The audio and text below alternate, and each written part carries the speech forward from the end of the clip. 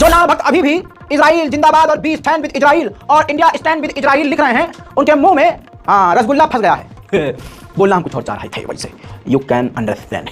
मेरे दोस्तों, आपको बता दूं कि कहानी कुछ इस तरह से एक बार फिर से फिलिस्तीन के साथ भारत खड़ा हुआ है। फिलिस्तीन के लिए वादा किया था मोदी सरकार ने कि $5 मिलियन हम मदद पहुंचाएंगे गाजा को। पहला खेप $2.5 मिलियन पहले दे दिया था, बचा कुछ $2.5 मिलियन भी भारत ने दे दिया है। फिलिस्तीन के रामल्लाह में मौजूद भारत के दूतावास ने यह प्रेस रिलीज करके बताया। सामने देखिए सबूत, समझ लीजिए ध्यान से। फिलिस्तीन के अंदर जो भारत की एम्बेसी है उसने साफ कहा है कि हमने फिलिस्तीन को रेफ्यूजीज की मदद के लिए, लोगों की मदद के लिए $5 मिलियन जो देने का वादा किया था वो वफा कर दिया है। कमाल की बात यह है कि भारत में हिंदू संगठन और वही अंधभक्तों की टोली जो सस्ता नशा करते हैं, पेशाब के नशे में टुन रहते हैं और सुबह खाली पेट गधे का और गाय का गू खा के सोचते हैं कि बस हमें तो मोक्ष मिल जाएगा, वो ग्रुप लगातार तालियां बजा बजा कर फिलिस्तीन के विरोध में अपना बाप बना रहे थे इजराइल को। उनके मुंह पर खुद हमारे प्यारे मोदी जी की सरकार ने थप्पड़ लगा दिया है। जी हाँ, पूरी तरह से, क्योंकि अगर मोदी जी ना चाहते तो फिलिस्तीन को मदद थोड़ी मिलती। एक फिलिस्तीनी सपोर्टर ज्यूस यानी यहूदियों का धर्मगुरु साफ तौर से ये कह रहे हैं कि जो भी यहूदी कत्लेआम के साथ है और गाजा में कत्लेआम करवा रहा है, उनको मैं यहूदी काउंट ही नहीं करूंगा। सुनिए, Jews live peacefully all over the world. The most dangerous place is the state of Israel.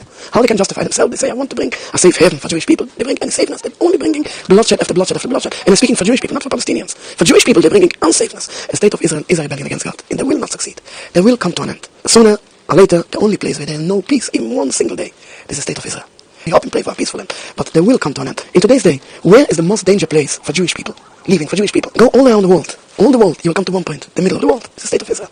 Jews live peacefully here in England. Jews have a good life today in England.